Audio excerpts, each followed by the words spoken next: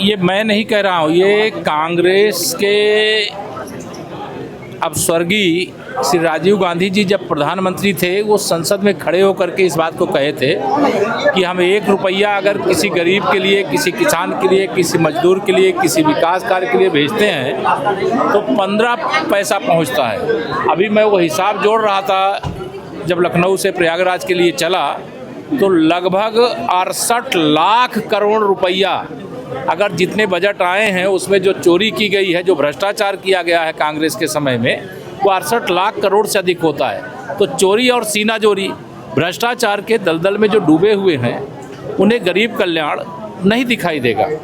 भ्रष्टाचार रोकने के लिए जो कड़े और बड़े कदम उठाए गए, जो 55 करोड़ से अधिक प्रधानमंत्री जनधन योजना से खाते खोले गए, जिसके माध्यम से डीबीटी के बाद डायरेक्ट बेनिफिशियरी को जो पैसे ट्रांसफ़र करने का काम किया जा रहा है, ये बात कांग्रेसियों के समझ में नहीं आएगी, भ्रष्टाचारियों के समझ में नहीं आएगी। यह माननीय प्रधानमंत्री माननीय श्री नरेंद्र मोदी जी के नेतृत्व में भ्रष्टाचार मुक्त भारत, विकास से युक्त भारत, आत्मनिर्भर भारत, 2047 तक विकसित भारत, यह एक जो संकल्प है, उस संकल्प की दिशा में ऐतिहासिक कदम है। और उसमें भी जब ये कांग्रेस और इनकी कंपनी सवाल उठाती है तो मुझे हंसी आती है कि जो मतलब चोरों के सरदार रहे हों, जो भ्रष्टाचार के जन्मदाता रहे हों, जिन लोगों ने इस देश को अगर भ्रष्टाचार में न डुबोया होता तो आज हमसे बाद में जो आज़ाद हुए देश हैं वो विकसित देश हो गए और हम अभी विकासशील देश बने हुए हैं।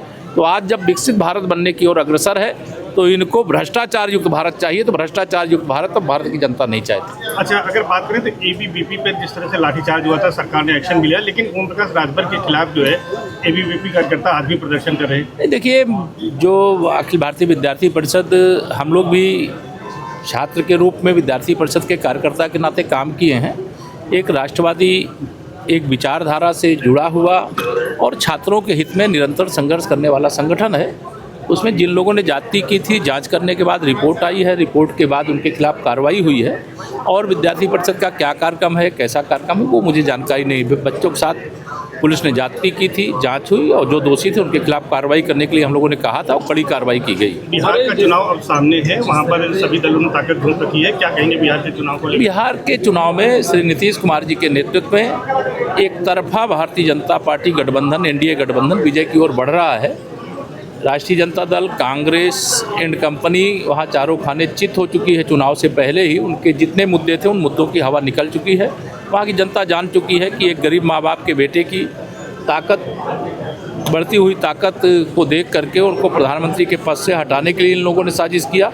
अब जो विशेष तौर से वहाँ के गरीबों के लिए, वहाँ के किसानों के लिए, वहाँ की महिलाओं के लिए, वहाँ के नौजवानों के लिए, वहाँ के श्रमिकों के लिए, वहाँ के बिहार के विकास के लिए जो नीतीश जी के नेतृत्व में काम हो रहा है, वह एक पिछड़े हुए राज्य को अब विकास के पथ पर आगे ले जाते हुए राज्य देख करके राष्ट्रीय जनता दल को अपना जंगल राज्य याद आ रहा है और कांग्रेस को अपना भ्रष्टाचार वाला राज्य याद आ रहा है। दिसंबर में एमएलसी की कुछ सीटों पर चुनाव, बी फॉर बीडी और बी फॉर बिहार, जिससे काफ़ी जो है बिहार में लोग उसको अपमानजनक मान रहे हैं। आप कैसे देखते हैं? कांग्रेस ने ट्वीट किया कि बी फॉर बीडी और बी फॉर बिहार। देखिए, कांग्रेस बिहार हो, यूपी हो, हिंदी भाषी राज्य हो, वहाँ के लोगों का लगातार अपमान करती रही।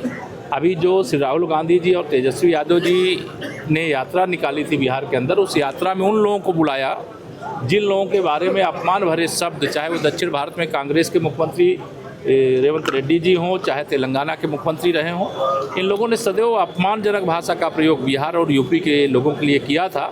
उनको बुला करके उनको बिहार से नफरत है, उनको यूपी से नफरत है, उनको गरीबों से नफरत है, उनको किसानों से नफरत है, उनको महिलाओं से नफरत है। लेकिन इसका जवाब बिहार के चुनाव में भी, आने वाले हर चुनाव में जनता देगी।